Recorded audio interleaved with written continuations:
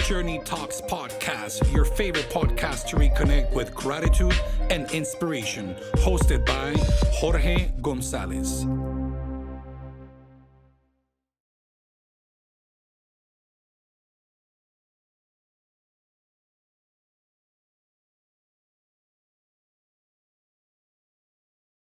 All right, friends. Greetings to everybody. Hello and welcome to JourneyTalks podcast, your favorite podcast to reconnect with gratitude and inspiration. My name is Jorge Sayago Gonzalez and I am your host.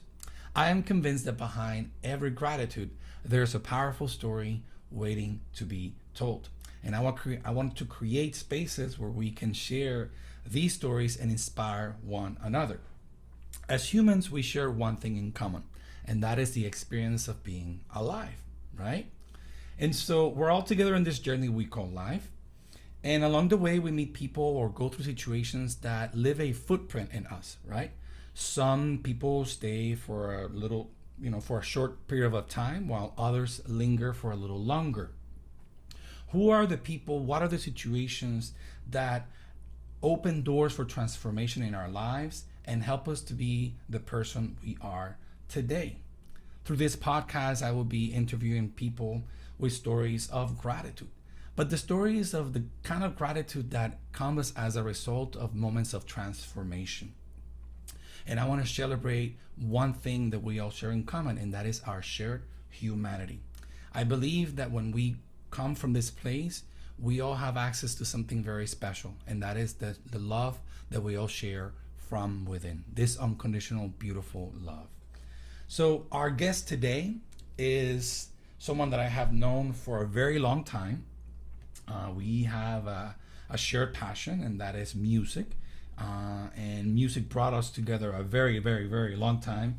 He was, I think, and he will correct me here in a second, I think he was probably about 17 years old, maybe 18, when I first met him at summer camp. He was a counselor at this conference center in North Carolina called Montreat. This was back in the early 2000s. So shout out to all the good folks at Montreat Conference Center in North Carolina. We love you. Thank you for everything that you have done for us. I will dare to say that none of us would be where we are today had it not been for the opportunities and space that the people at Montreat gave us over the years. You probably don't know this about me, but for a long time, I was a music and worship leader at summer conferences and different events for the denomination that I served, the Presbyterian Church. And so remember that when I would go to this conference center, there was this dude, super full of energy, always carrying his guitar, followed by a line of other youth because he was so energetic, and for some reason he reminded me of me when I was his age, because I would be that guy too with the guitar, playing songs, coming up with silly stuff to sing. And when I think of my guest, the very first connection, the very early memories that I have of my guest on this episode is that, okay? And so he's a husband, he is a father, he's a great friend, he's an amazing musician. And I've said enough, but I'm going to let him also share a little bit about who he is. So without further ado, my dear friend, Sam Burchfield. Sam, welcome to JourneyTalks podcast. How are you, Sam? Wow. I'm good. That was such a great intro. I'm very honored. And you really had my mind hitting some memories with those Montreat descriptions. Wow. I mean, we were young. I was in my, I want to say mid-20s, early 20s. Yeah. When did you do music at Montreat? Do you remember? What? Wow, that's a good question. I think my first when I led music for the first time, that was probably 2004, 2005. Wait. No. So I moved to the United States 2003. I was already doing music. No, this was 2000, 2002 or something like that. Yeah, yeah. My first conference was a middle school conference in West Point, Mississippi. That was a long time ago. And then the following year, I did music for Montreat. So how old were you? Let's say 2002. So, well, so I remember you, and I don't remember which year. I bet I would remember some of your theme songs. We could go back through theme songs if we had to. But I remember you when I was a high schooler, um, which would have been 2006 to 2010. Um, so in one of those years, you were our. This is before I was there as a counselor. I was there uh, as a youth at this conference, saying "Hip hip Jorge." We were pumped about some Jorge, and yeah, man, like, and then 2000, I went to college at University of Georgia, which would have been 2010, um, and came back during those college summers doing the music for the clubs program. So I was right. So I was doing like a lot of the Montreat songs, and I was even doing Energizer. So I was like, I was like a one man band in the barn out there. Yeah, you're like strumming away, and then set that down, put some Energizers on. Like you're getting a cardio workout every couple hours. Um, yeah, so I was there. I was there. The full summer. Those it would have been, I think, 2011, 12, 13. And then it was like 14, I think, when I came back, I believe, as a worship leader with Zach. And we were kind of, I think, almost like filling in, I think, because Eric, I think, was gonna do it. And I feel like it was a weird situation where they're like, let's put these young guys in here that have never done this before. Um, but yeah, man, I remember. Yeah, so I remember you from being out in the pews, and what a which again, I say it's very humbling for you to say such kind things, and to be able to be on this podcast, and to be able to, even just as a friend, to be able to recall these things, and to think of you in any way as a like a colleague is very. Same thing with, I think, Jeffrey Harper. There was another one that I remember after I bumped into him playing in Nashville once, and we realized that we had both knew each other. We didn't know at first. We're like, "Are you?" He said something about Montreat. Was wearing a shirt. Like every time you go anywhere, there's somebody with a shirt that says Montreat. And but yeah, similarly, it's like, wow, what an honor to be at a point in my life where I can consider uh, these people that I looked up to, quite literally, from up to the stage, um, to be able to speak as colleagues, as friends, as fellow musicians. It's just it's a little mind blowing, and so I do have a lot of gratitude just to be here. So thank you. Thank you, thank you, thank you, thank you. Okay, Sam. So I said wonderful things about you, but the truth is, I want to know from you what's going on lately with you. Yeah, so I mean, I like to do, like, I'll do like a little fast forward, just because we kind of left out like, all right, I'm doing music in Montreat. I think that would be kind of a fun little quick journey. So I did music with my good friend Zach, Zach Wells. Convinced him to move to Atlanta. Shout out to Zach, wherever you are, Texas, right? Yeah, yeah. Where are they now? He's at Dallas. I mean, I forget which church it is. The Left First Pres Dallas, I think.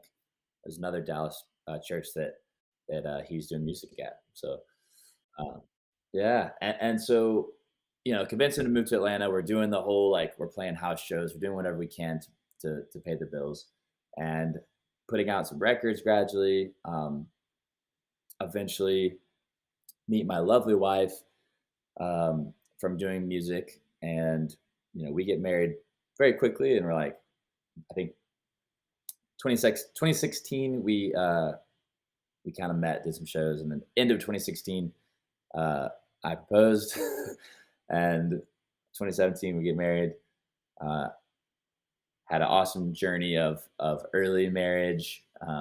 We ended up moving into a school bus for a brief period of time to, explore the the whims of youth, I guess. I don't know. Um, and then right after we moved into the school bus, find out that we are having a baby boy, uh, which we weren't sure if we could have kids, to be fully honest. So that was a huge blessing. Also, very unexpected. Um, so we quickly had a crazy, chaotic season, um, and eventually settled into North Georgia, which is near her folks, um, and bought our first home, which is also very mind blowing that we were able to do that. We had, um, a lot of blessings to be able to have that realization, um, and through that journey, that amount of time, I've been persistently playing shows, releasing music, and as best I can, trying to like pursue that and stay true to some sort of uh, artistic, I guess, compass. Um, and I've been blessed that it has grown enough to justify to continue doing it. That in itself is incredible. But I will say, I say this all the time. Um, I would throw it away in a heartbeat if I had to. And so there's something beautiful about pursuing your passions, right? Um, but one of my sort of mentors, musical mentors growing up, um, said once, "Do you love talking about music?" But I think this applies to most things in life. He said, "Do you love it enough to let it go?" And I was in high school thinking about if I was going to go to college and if I did, where I would go. He said, "Do you love it enough to let it go?" And I think that's really powerful to think about.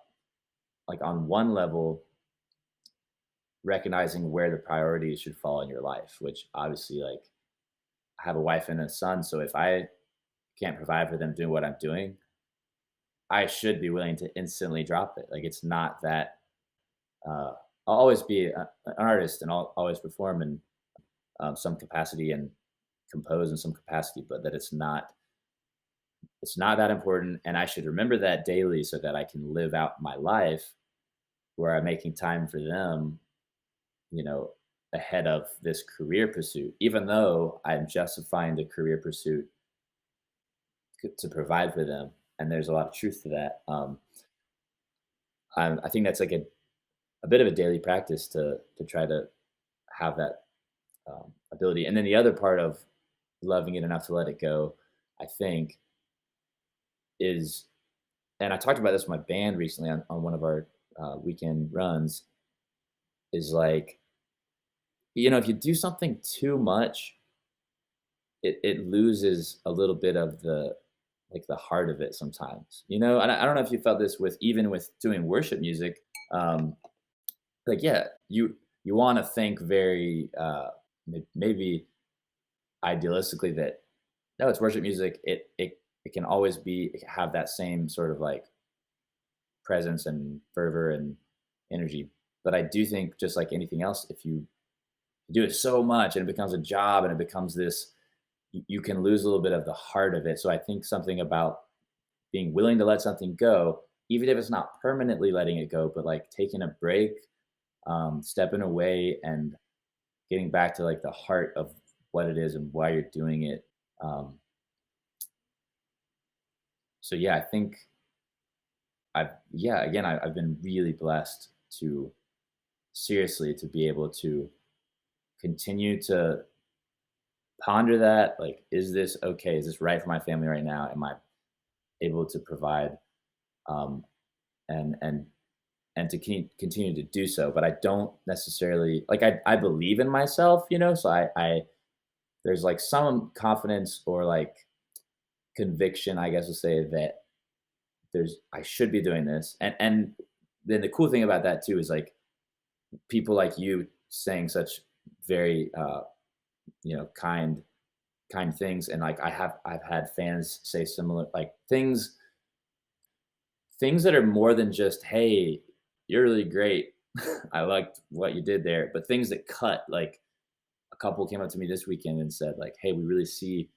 Um, at first, we didn't realize it, but then we realized there's this spiritual thing in some of your music that like is underneath it that we had to like dig through the lyrics to get to, and like those moments give me that conviction that it's not just that I can do this financially and that, I'm some amount of talent at it or whatever. It's that there's like a deeper meaning and purpose on a soul level. If I can stay focused on that, which I don't always, like I definitely get caught up in all the crap, but it's like, man, if I can focus on that and that there's something true in these songs that will resonate with people on a deep level that sometimes you can't even put words to, um, then man, I got to keep doing that.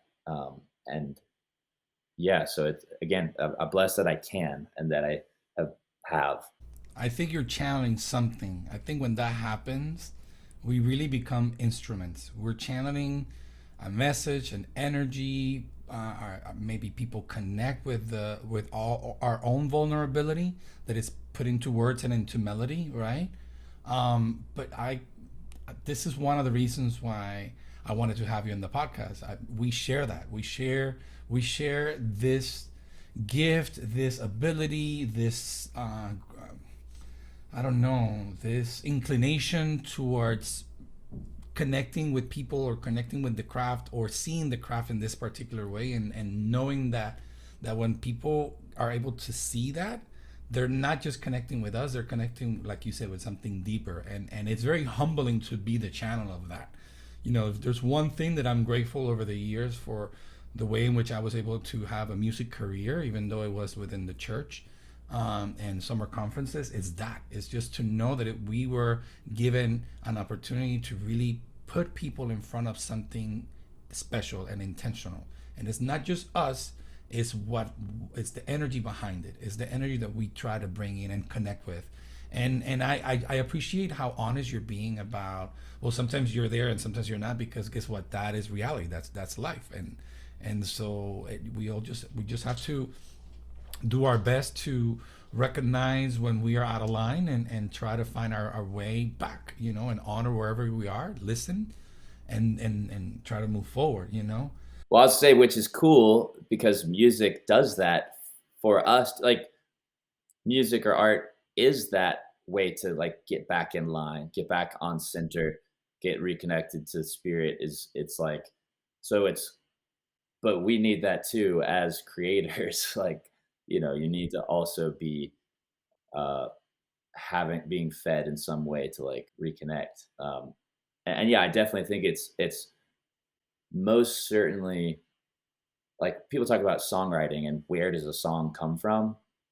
Whatever you believe across multiple like religions or like belief systems, like like an idea, like really, it really does come from somewhere else. I mean, you can't really explain it in many ways, especially like in a moment of true like flow state, spontaneous creativity, which some of my best songs, I would say, are those moments, which in a way they're not my songs because it's clearly coming from somewhere. And yeah, I think it's so important to like stay humble in that way and not sort of confuse what you're creating with yourself and that ownership, which I don't know. I do think the difference with like worship music, I hope sometimes it's easier to not do that because it's sort of obviously defined. Although I do think there's a lot of worship leaders that, especially like the bigger churches, a lot of times it becomes um, an odd thing where maybe it is sort of mixed into ego. Um, this like celebrity of, and still some of that in Montreat, I would say, like it's hard. You have to actively sort of ground yourself because there's 1,000 kids who are like yelling hip hip Jorge or whatever, and you're like, this is cool. It's also exhausting because I'm like working really hard, but then to also like, yeah, stay humble.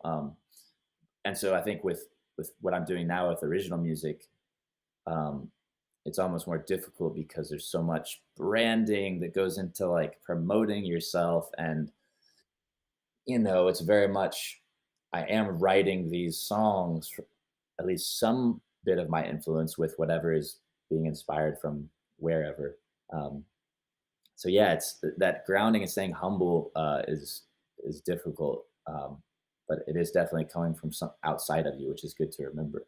So what I want us to go back to it, but let me, because there's a very important truth, I think, which is the aspect of you, who you are as a human being, and try to channel and perfect the skill set that you will enjoy, and then the other element of like, well, I'm just happen to also have a platform that allows me to, it's a sort of like a symbiotic relationship, right? Like you do have to play off a little bit of your ego in order to have certain things, the marketing, the image, the identity, being appealing for people and whatnot, but also having the balance of, okay, am I still being able to show up with a level of integrity that speaks true to me? You know what I mean?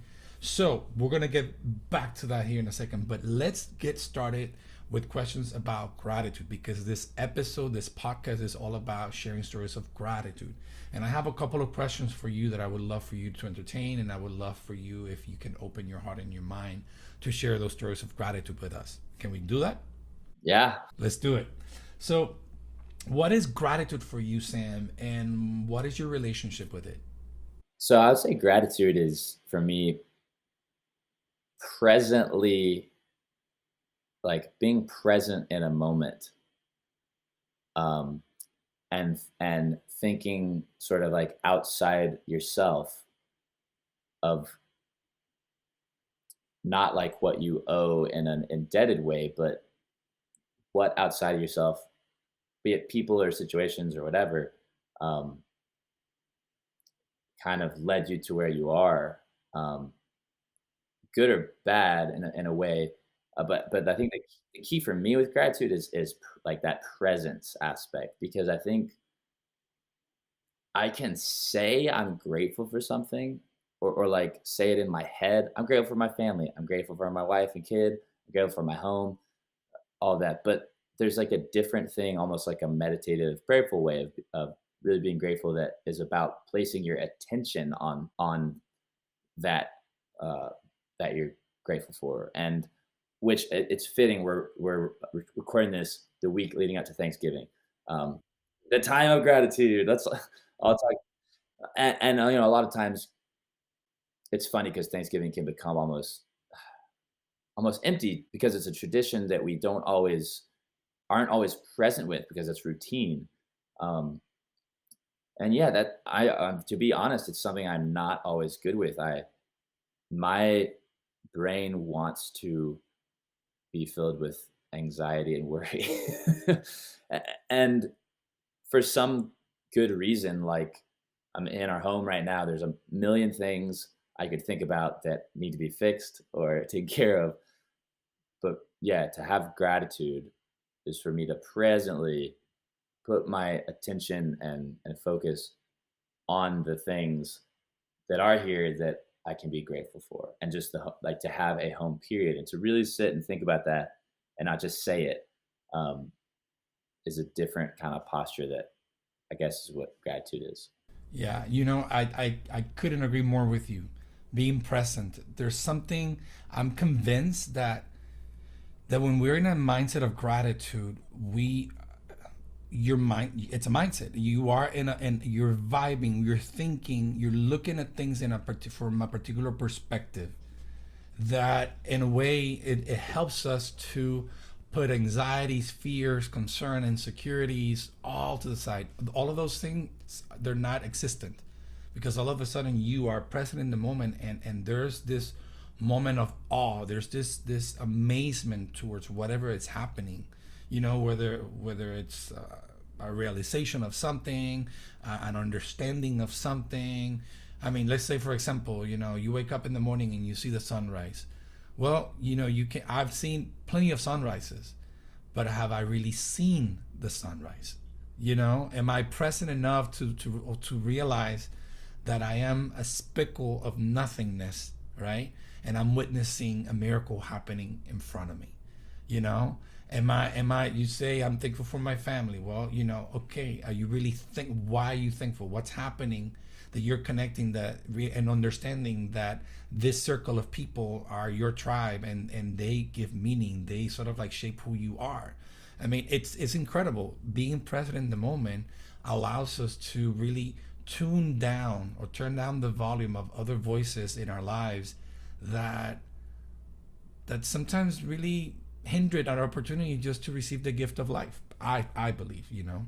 No, I think so, and in a way, it's funny when you actually say it. I'm almost wondering, like, is could you even say that being present is gratitude? Like, almost that they're the same thing, you know? Because like, what else happens when you are totally present with something?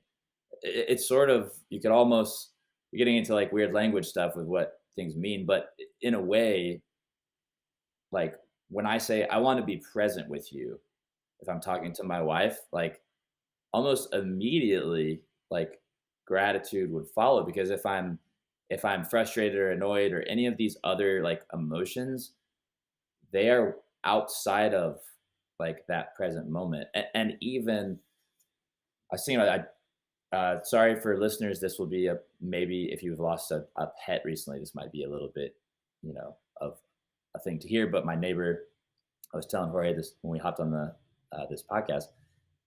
I helped my neighbor bury his dog today, and I was grateful actually for that moment, even though it was difficult to watch and to see. Um, and we had, and my best description of that moment of me and him, burying the sweet dog and like piling the dirt on, like, is just that the weight of presentness, and which again, it's like gratitude. Like for him, he's processing this loss and he's grateful for that pet. Like thinking about all of the like focusing on that moment caused him to like reflect on all these different parts of his life. And we talked about a lot of different things. He's lost other people. He's lost people in his life. And so this was like brought that back up with him. And for me, I'm thinking about mortality. I'm thinking about the fact that someday I'll be gone and I've got this son, I've got my wife's here. I mean, gosh, it doesn't get much more grateful than being aware and present with death. And like the ultimate version of that is like being aware and present with your own death. Like it's what we wrestle with in life so much is you could say in some way all our motivations, whether it's in denial of that, like we want to have a lot like build up our castle and our money and stuff so that we can kind of not think about it, or like we want to have all the ways to protect everyone we could possibly protect and like put up as many protections and safeguards as we can. I don't know. I just think like that present thing. The cool thing about that with gratitude is that it can be found in such looking from the outside, such awful places, like at a funeral, at a losing like the worst tragedies of your life. Being present in them can like pull gratitude out of them, which is amazing. Yeah, yeah. It is incredible. Definitely facing the finitude of life.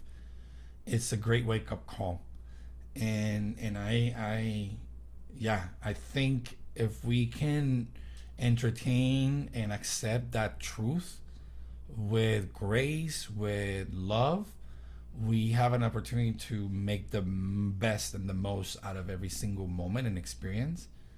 But the truth is that it's sometimes that's hard. Sometimes it's hard to. Sometimes when we face that idea, we're just anxiety comes in, fear comes in, and so I think the journey is to figure out how we can prepare ourselves to that moment, but prepare, but in such a way that you are willing to really maximize this journey, maximize who you are and understanding who you are, the friendships that you make along the way, the lessons that you learn about yourself and your in your relationship with other people. Like it is very humbling. So let me ask you this. You kind of touch a little bit about it, but I wanna ask you just so we can go deeper. What are you most grateful for, Sam, in your life? Yeah, it would have to be my wife, and my son would come shortly after that. But I think in order for my son to be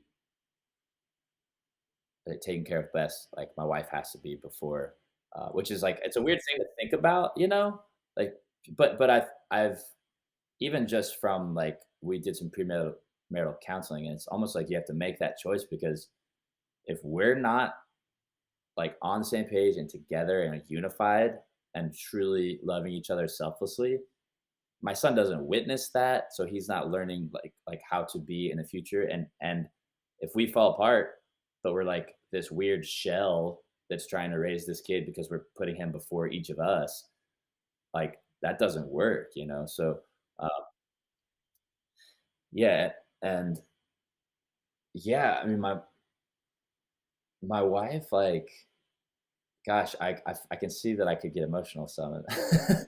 um yeah, like when I really sit and I'm present and I think about it, it's we've had a wild journey, in a lot of different ways. Even we met and she was with a really bad partner, and so there's all sorts of stuff with that was made it difficult for her to um, move forward in life. And then I came in like a very like gung ho, like once they split up, and I was kind of like, hey, I'm, I think you're great. Here I am. And she wasn't ready for that. So we had kind of this fiery, um, up and down, like uh, her working through some of the past trauma and stuff to the point where we um, finally was able to propose, and but even then in our marriage, like just yeah, just the the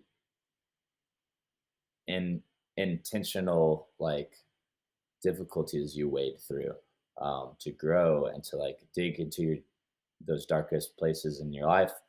um, and man, like it really is like thinking about being grateful. Like she was like this girl where I was like, there's no way she would ever be with me. And so just the fact that we're together, if I think back to those moments and that version of myself, it's it's like some movie script. It's like some like this would never happen thing. Um, and that's I still get frustrated. Like all the stupid little things, right? That's when I'm not present with like what it means to be with someone in that way. I certainly get frustrated and all those things happen, but like um, we have pushed each other to grow spiritually, especially so much over the past, you know, 3 or 4 years. Really, we've been married 5, but like we really stepped into this journey in a more serious way, and leading into the pandemic and all of that. What a thing! We're dealing with this pandemic. We're dealing with financial stress because of that. There's also like the anxiety, physical anxieties, and then also, like I said, like sort of the back of my head, there was a season of not sure if we could have kids, and even thinking about if we do have kids, can we even support them? Like what? Like you got all the stresses of pursuing music um, and what that looks like and the ups and downs of that.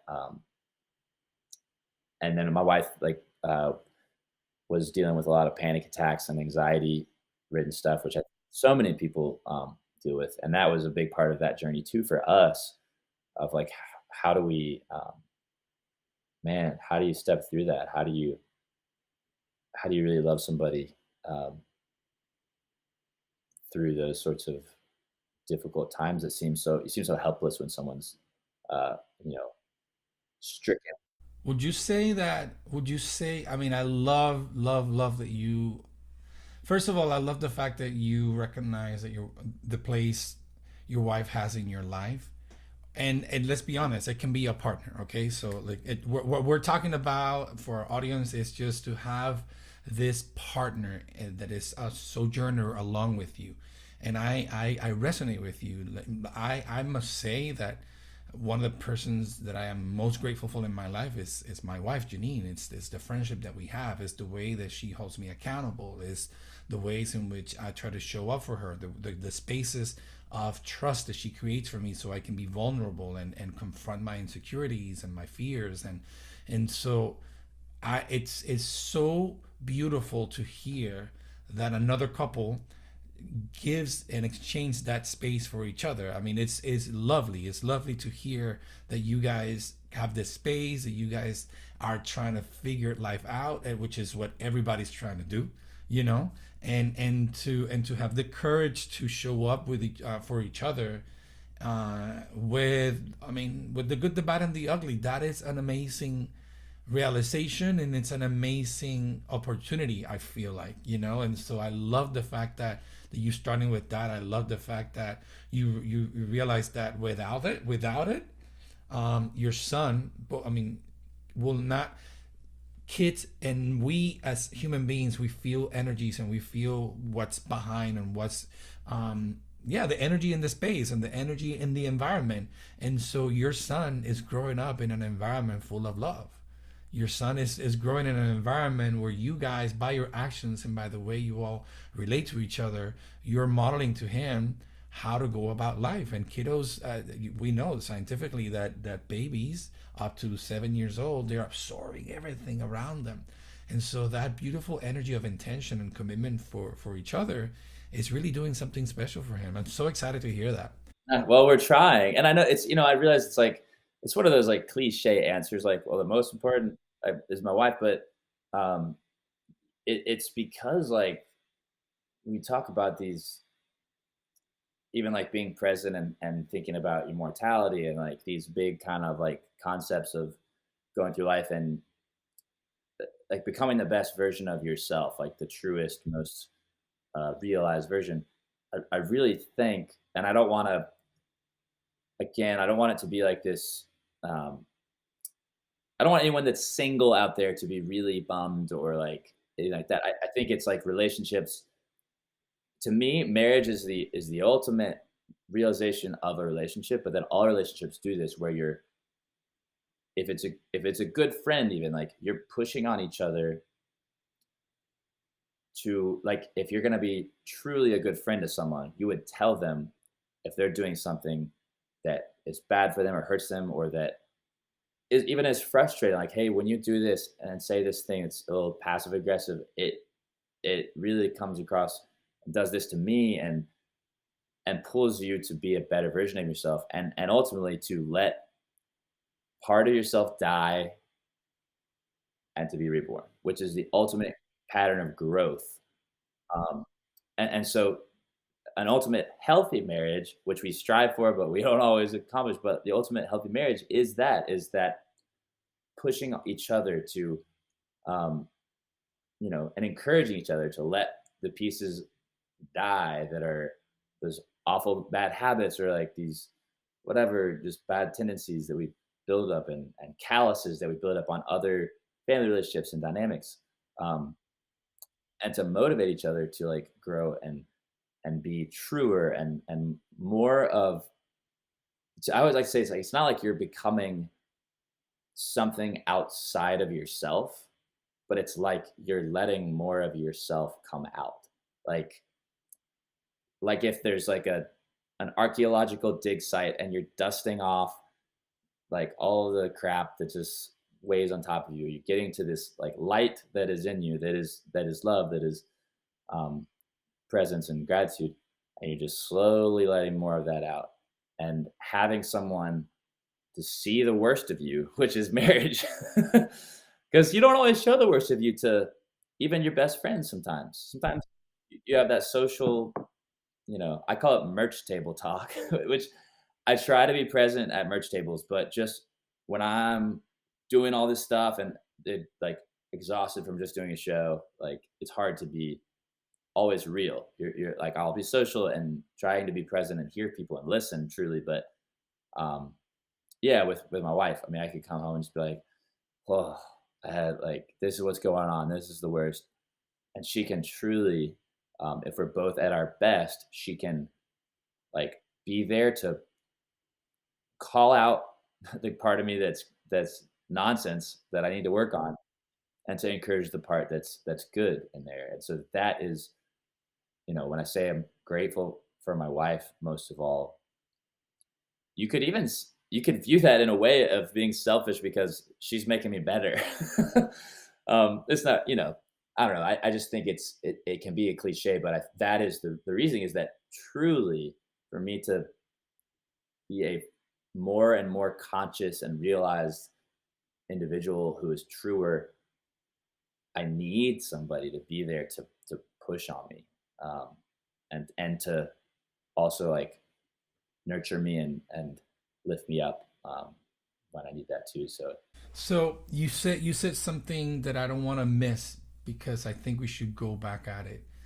And it's that the highest expression of learning is to die to something and to be reborn. You said something along those lines. I want you to hang on that. Let's put a pin on it because I think there's something beautiful behind it, and I love the fact that this is something that goes across the board. This is not about any particular expression of faith or whatever. It's actually it's a reality of life.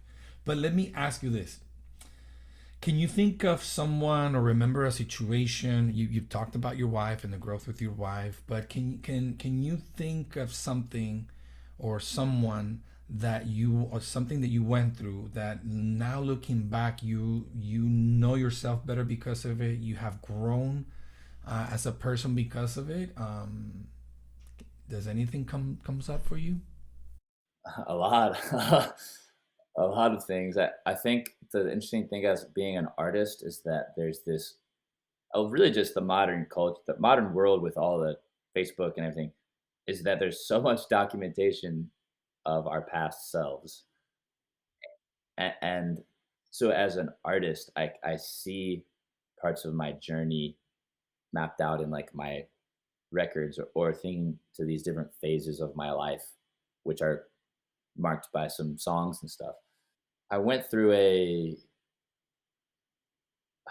I don't even really like talking about this a ton because it gets highlighted, but I went through a phase where there were like potential record label situations, which is all going on. I had to audition for American Idol, and that was part of it. It wasn't a full story of it, but this was all going on. And I was still in college, last semester of college, getting ready to graduate, getting ready to put out um, my first CD that I had been working on. And when I think back to that phase of myself, I'm aware of of all the immaturities, as a young artist, a little bit of probably like naive pride or confidence. Um, I'm grateful though for part of myself that had some bit of like integrity to look at this situation and to weigh it. And I'm especially grateful for the mentors in my life who were around me during that time. And I'm grateful that I reached out to them because sometimes I think we hesitate to seek help and to um, seek wisdom. And so I remember sending this big email chain to like, you know, a dozen or more people like my parents and different mentors and teachers, and talking about this situation and like, hey, I want help. I need help to figure out what to do. And here's what I'm weighing and all of this. And I'm sure I just rambled away from the question, but I don't know, thinking about to the past and like gratitude, um, and also like I said, there's a part of me that's grateful for something that was in myself back then. I'm grateful for that. And I'm also now grateful that like moments like that led me on the path that it did. Um, because there was this naivety, there was this pride, there was a lot of I really didn't know myself very well back then. And when I look back in those, even the moments that led me to that, like doing the American Idol thing, even doing that, when I look at myself now, I'm like, what was I thinking? Why would you do that? Why would you do that? You don't love that. You love like writing songs and the artistry. Like that is not that is not in your path. That is not like this thing that you want, or that even that you prioritize, right? That you choosing to prioritize. And gosh, it's like it could have been. I I think it was a blessing that I avoided a lot of the things that can really consume young artists um, in a devouring way, like that fame, fortune, like obsession, and everything. And so yeah, I guess I'm grateful that moments like that, they kind of part of it was my own choice, and then part of it like wasn't totally my own choice with that situation. So I'm like grateful that it pushed me down this path of basically after that. This it was probably about a month or two of me, getting out of that idol thing, and then there was this other label thing that fell through. So there's a couple months of my life that everything was up in the air, and I just graduated college, and right on the other side of that, I had nothing. Just I was out of college. I had like a pretty cheap rent because of where the college house of like 7 guys I was living in. I I didn't have any tour dates planned. I had just finished this CD, but I didn't like promote it because I wasn't sure what was going to be happening with this whole other situation. So like, but I'm so grateful to have started that way. To have started where I'm like, okay, sort of just wide eyed, like here I go. I guess I gotta ask people for help. I guess I gotta try to ask friends if I can play at their houses just to have something to do. Um, I'm rambling, but I don't know. It's like a journey of self, a journey of self realization of like who I am as an artist that took all those little moments. So let's spend some time with that because I think it's fascinating. And of course, one of my questions is what were the things that help you grow and whatnot. And so rather than asking that, let's just spend some time with this conversation that we have right now, which is, you had to learn to know yourself. And so what happened? What did that look like for you? For example, and I wanna let you talk because I can't wait to bring something up for this conversation. But I honestly I'm just curious. What helped you get to know yourself? For me, similar to you, failure and difficult moments were the ones that put me in a place that I had to really reevaluate myself. And I was able to access that understanding through meditation, through difficult conversations, through moments of just really do some soul searching. And I can imagine what it was like for you because I remember what it was to be 23, 25 years old and really wanting to pursue something. But I mean, at least in my case, it was fear, and I never gave myself permission to do certain things. However, here you are, and you're just shooting at different opportunities to see what happens, but there's a lot of uncertainty, and I am convinced that those young years of you're a teenager and not to I wouldn't say your 20s are for that. Your 20s are just to try to figure out life because you in a way don't have a whole lot to lose, right? You can always get back up again and do it. The older you get, there's some other situations that happens that makes it a little harder.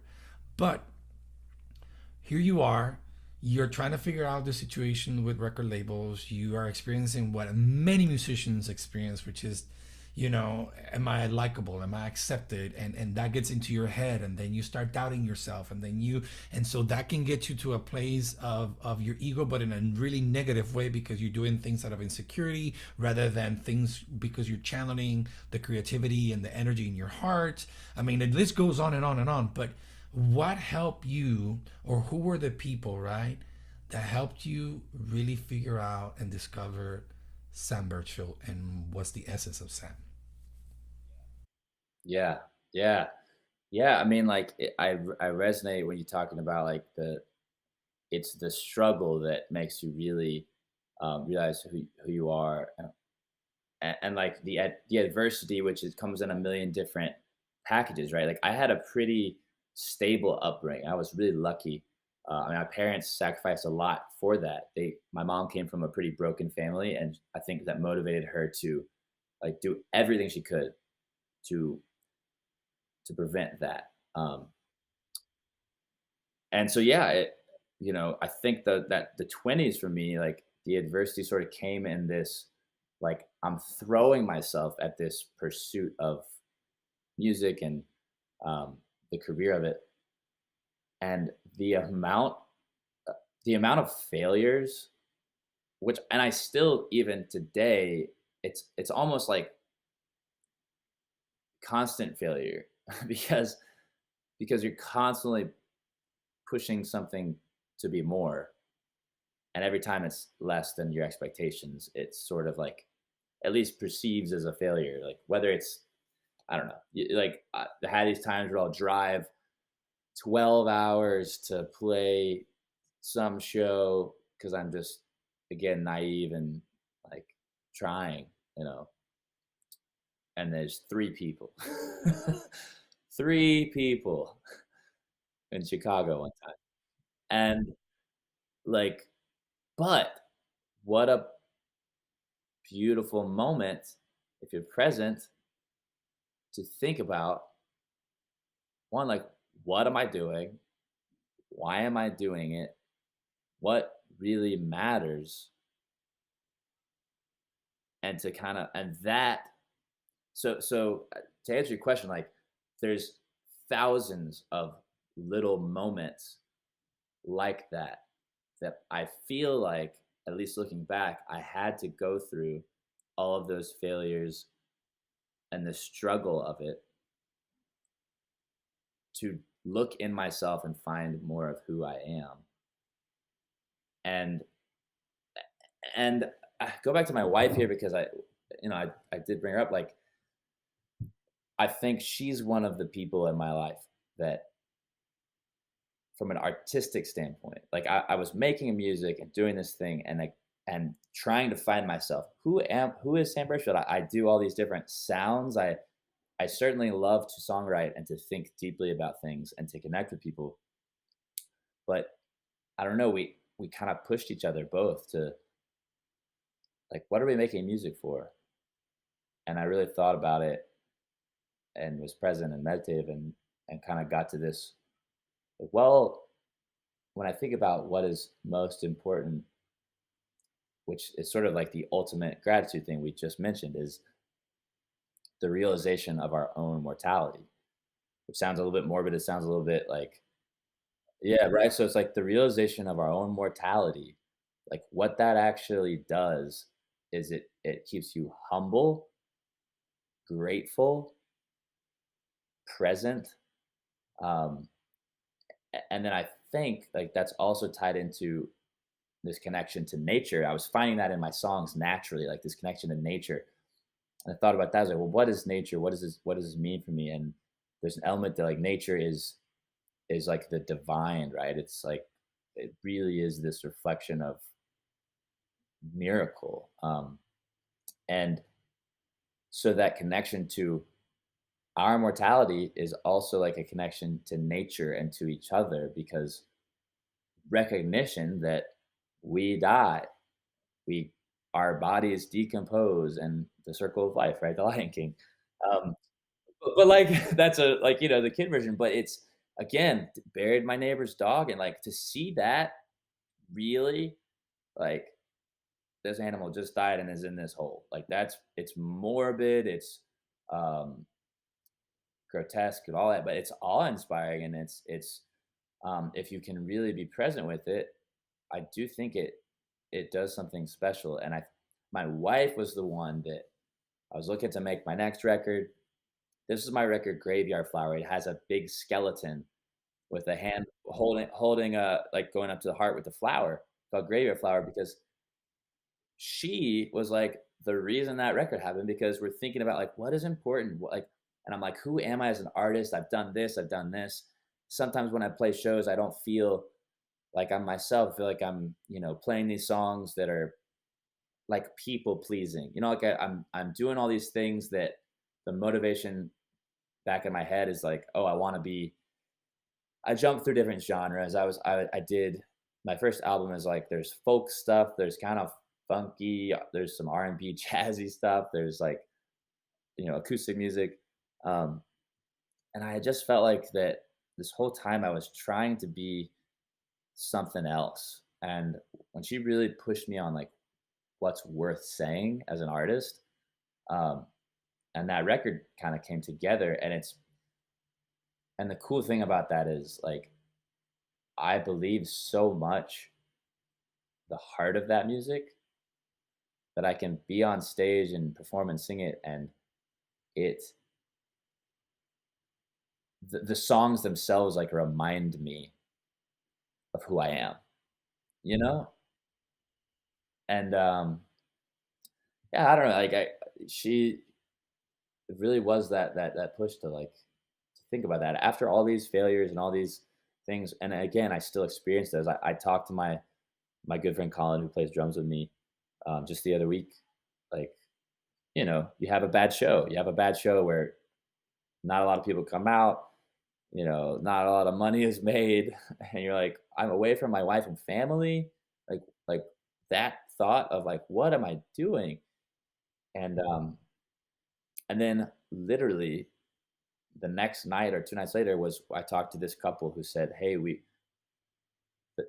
really had to. We listened twice. Like we listened to your song. We came back to them. We realized there's this deep spiritual thing underneath it all. And we just wanted to say how important that is to us. How much it resonates with us.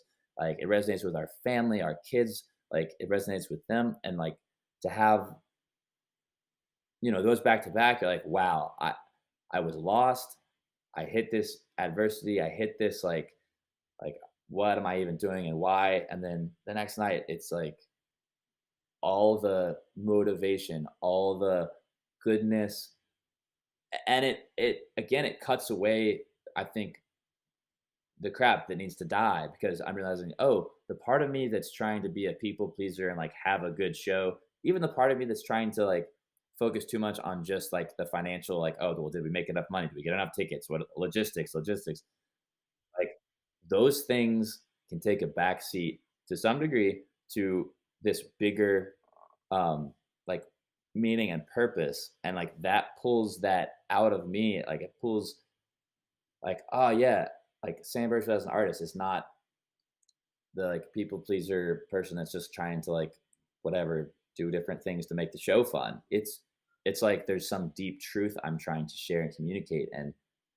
just like in conversations, I love to talk about this kind of stuff like we're talking about. It's what I crave in like normal, just day-to-day conversations. So like, yeah, as an artist, that's what I want to put out there, and that's what's meaningful and true and purposeful. And so yeah, I don't know, it's just like cutting away that stuff is like ultimately the realization of more who I am. You know, thank you so much for sharing. I love that this episode has stuck with this idea of life and dying, just because if there's one thing, so here it is, Sam. You have been part of my journey of dying and being reborn into something new. All right, and so I think this is the perfect time to share this story. I love how you are are allowing yourself to be in touch with this reality of life, and this realization of the finitude of life is just pushing you. It's pushing you to be present. It's pushing you to be the best artist that you can. It's pushing you to grow financially and as a business person and a visionary. It's pushing you, right? And I've heard time and time and time again that from different spiritual traditions that, at the end of the day, we're here to learn. And our teacher is the journey, and so we have our own lessons to learn. And our egos and our identities have their own process that they have to go through to shed certain things in order to discover the beauty that lies within us, right? And so accessing that, I've discovered over the years that when I put resistance to it, not only the process and the journey, it's hard and harder, but ultimately I am the one losing. I am missing out on an opportunity to see myself in a new light, to be free from certain things, because we don't realize how beautiful of a feeling it is to freaking let go of things. To let go of things that we thought that were going to give us happiness, to let go of things and ideas that were going to give us identity and sense of meaning. But when we're willing to just realize that perhaps that what we are holding on to is something that really don't have that much weight. And so here it is. You and Zach represent a moment in my life when I had to learn to die. I had to learn to die to the image that I have embraced, the image, the identity that I felt like gave me an identity over the years, which was the fact that, I always wanted to be a musician. I have not been able to figure out how to do it on my own on a regular basis. Yet I have this beautiful gift that every summer I go to this conference center and I'm given the opportunity to channel this gift, this energy, this passion. And for years, it became what I lived for. I went to seminary, I became a pastor and this and that, but I was looking forward for every summer to go to Montreal and for them to call me and for me to write a theme song and for me to have my 5 minutes of glory, because it gave me so much energy. You said it, to have 1,000 kids, 2,000 kids singing songs with you, that was so powerful. And yes, it was an element of me, of my ego, that was inflated. But there's also another aspect of me that was truly my passion. And here I am, I've done it, I don't know, the truth is I started doing it in early 2000 and I stopped around 2014 or so.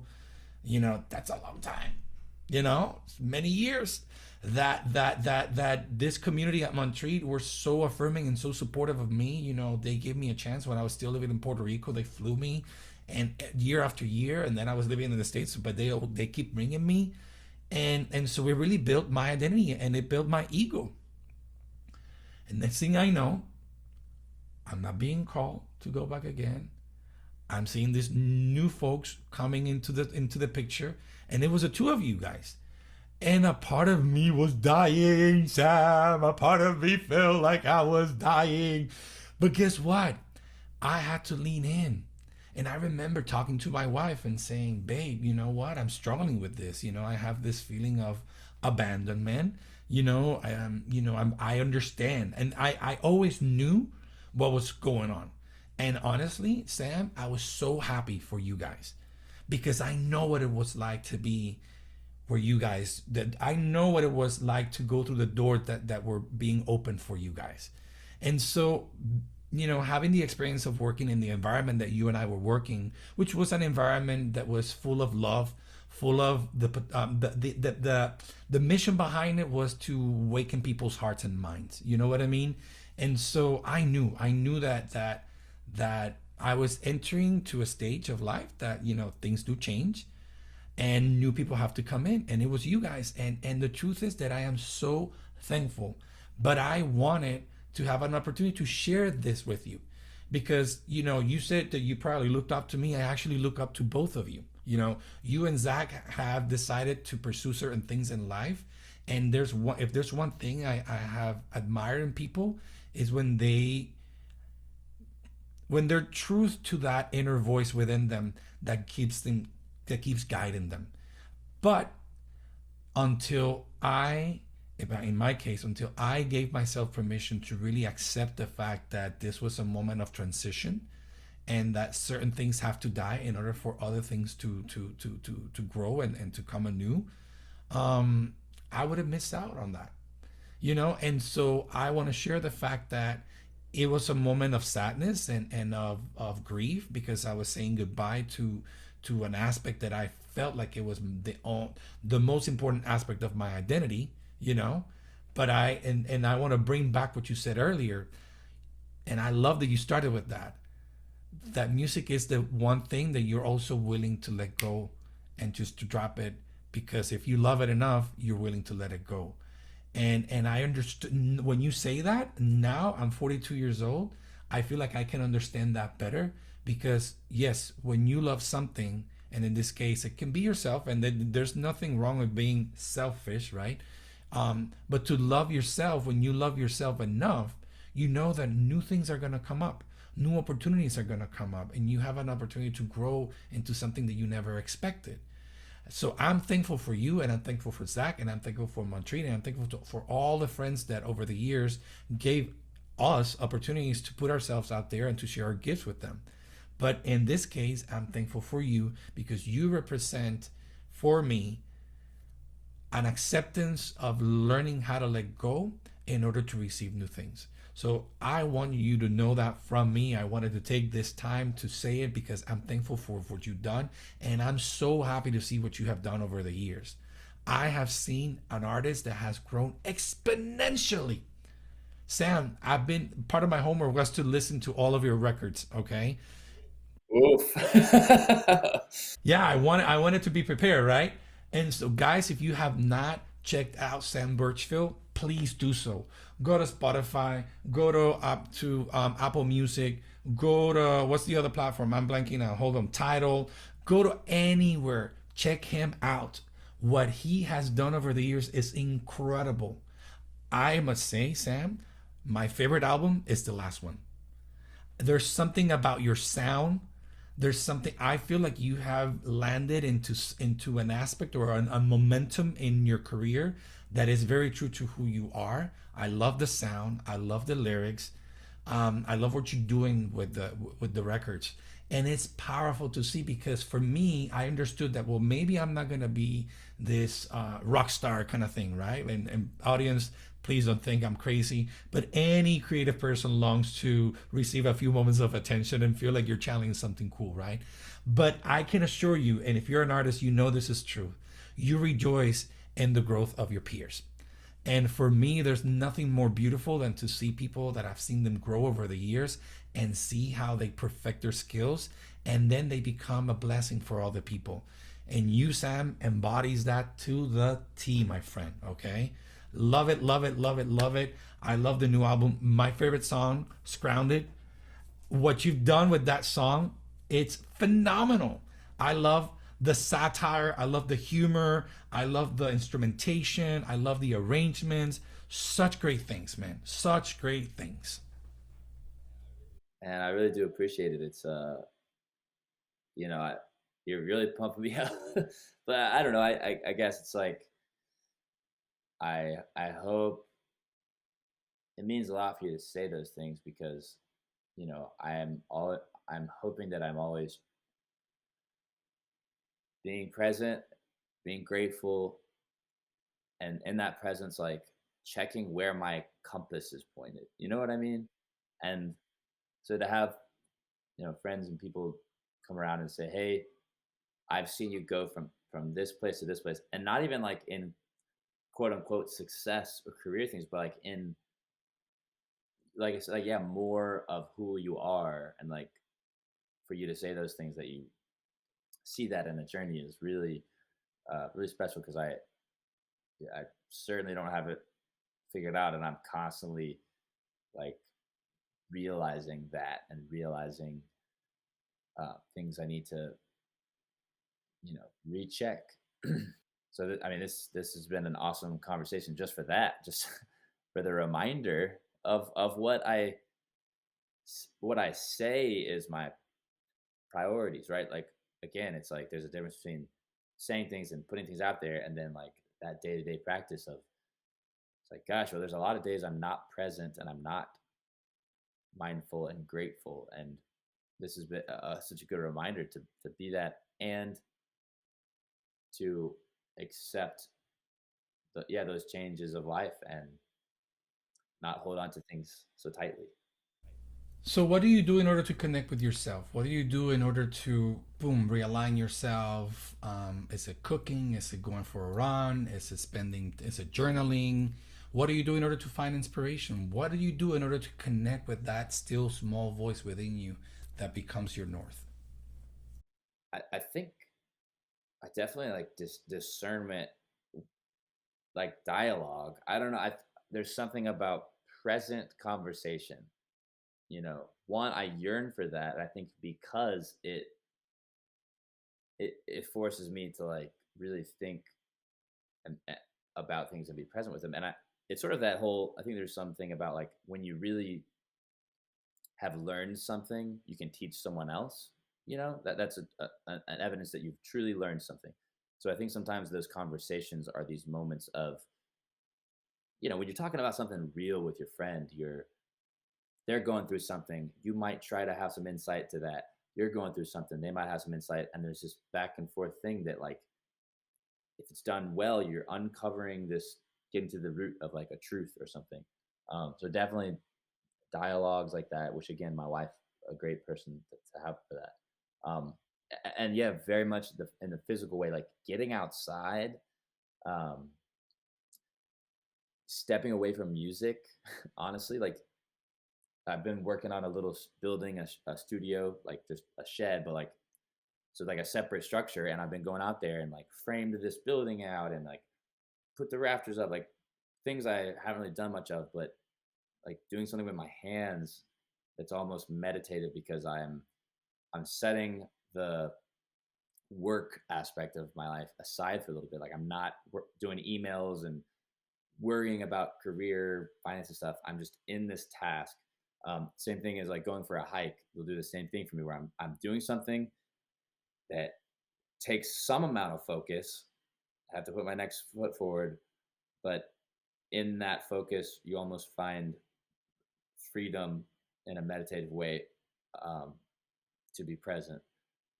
Um, so yeah, and I think that's again goes back to that being uh,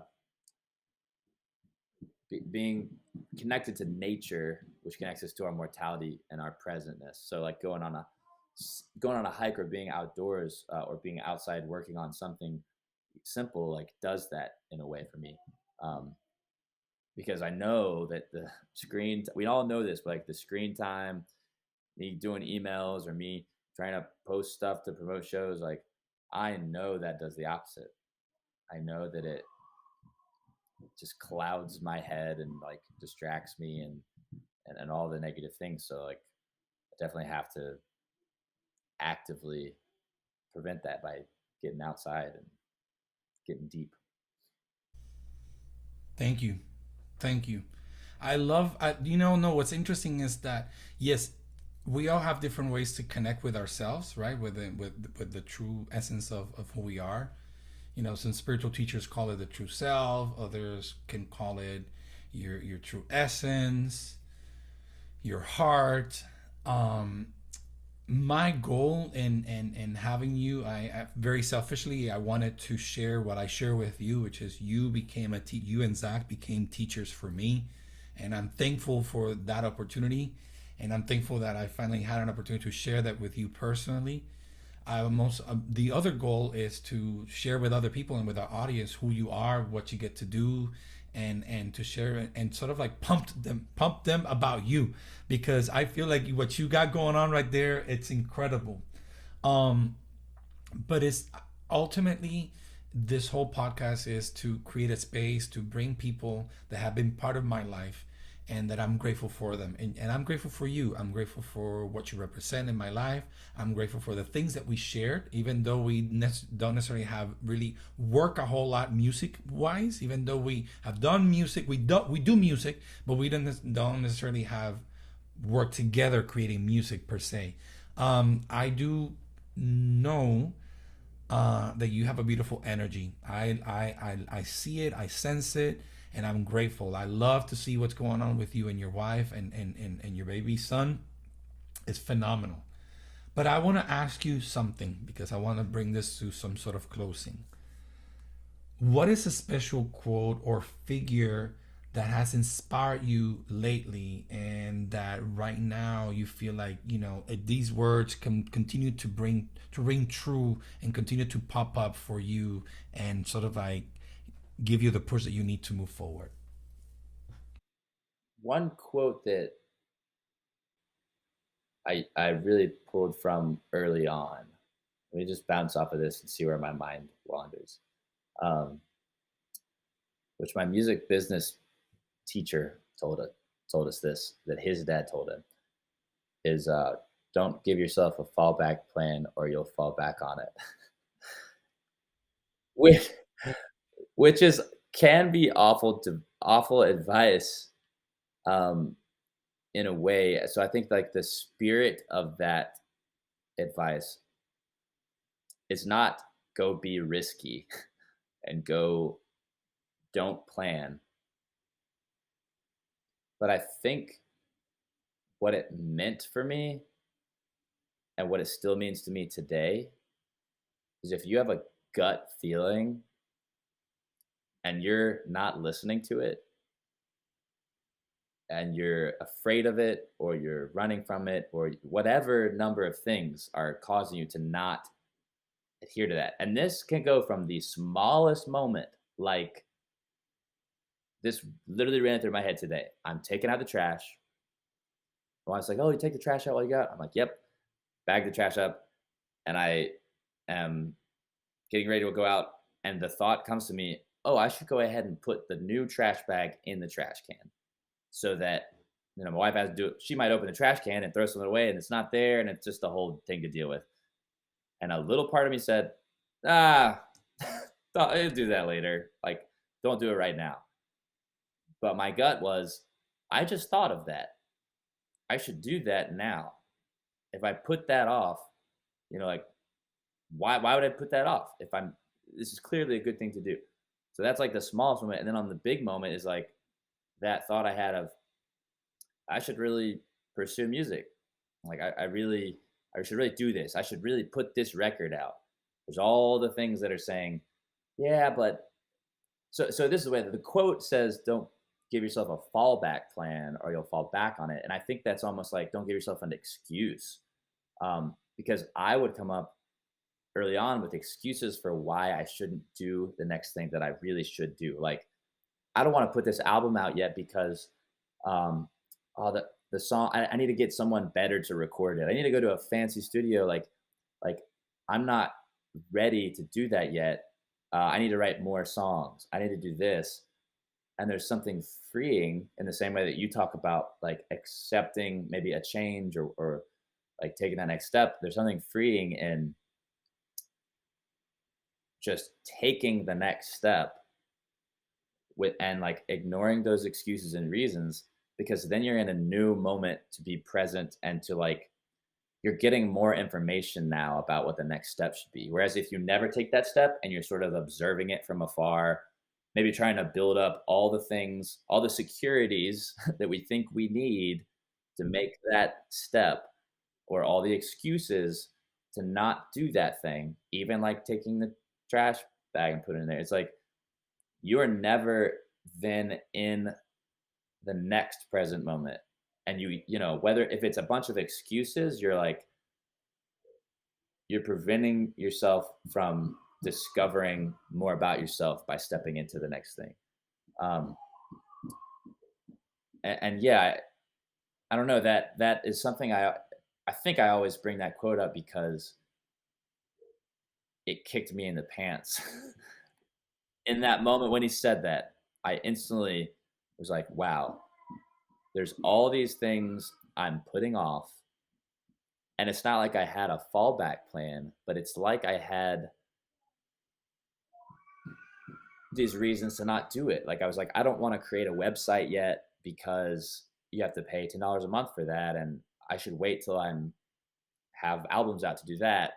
But I'm not going to put an album out until I have, this many songs written. And I'm not going to do this till this. So I'm basically like, all right, so I'm just gonna stay here.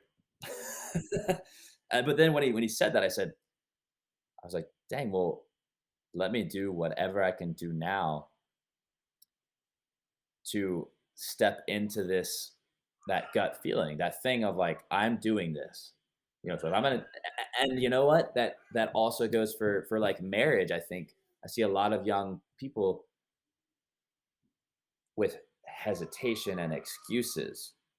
And when I met my wife, I was head over heels, and I was just like, this needs to happen. Um, and I think a lot of people would take that cautious, like, well, let's play it out. Let me see if I meet someone over here or this. And something about just stepping into it and not looking back and saying, no, this is who it is. I'm jumping in, like, no turning back. I don't know. I think that would be what's important way. You know, I thank you so much. Thank you so much because that's a wonderful thing to share with our audience. And audience, I hope that you heard that. Don't just don't have a fallback plan. Just go ahead and do it. Just go ahead and do it. I'm so glad you share that because that's how I feel about this podcast. I've had plenty of excuses over the years of why I should wait or I should. The right moment is gonna come. No, just do it. Just do it.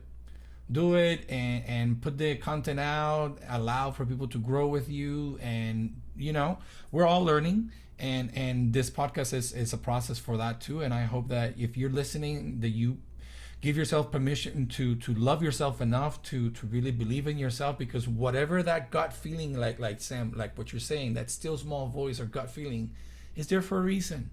And chances are that what I've learned over the years is that on the other side of fear there are magical things awaiting for us. And guess what, if we want to say it in a less colloquial way, you have an adventure to tell. You have an adventure to tell because you believe in yourself, and even if you fail, you learn something. So I always like to ask our guests, who do they think should be a future guest here on the podcast? So now it's your turn to answer that question, Sam. Who do you think will be a good guest to join us in this Journey Talks adventure?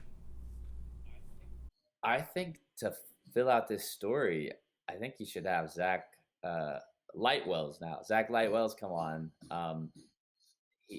What a cool to go from our conversations about Montreat, and then he and I's journey together, and then it splits off, and he's worship leader in Dallas. It's a cool, I think, piece of that story, and I'm certainly grateful for him. So if we're gonna follow the gratitude train, it might lead to Zach Lightwells. Let's do it. Well, Zach, you hear that? I'm gonna invite you to be in this podcast, and I look forward to having that conversation. Friends, this has been incredible. Sam, you are incredible. Thank you so much for giving me of your time and for sharing your story with me, stories of gratitude. Thank you for opening your heart and your mind about things that have really pushed you and expanded your heart and your consciousness. I hope that you, our audience, have received an opportunity to do the same.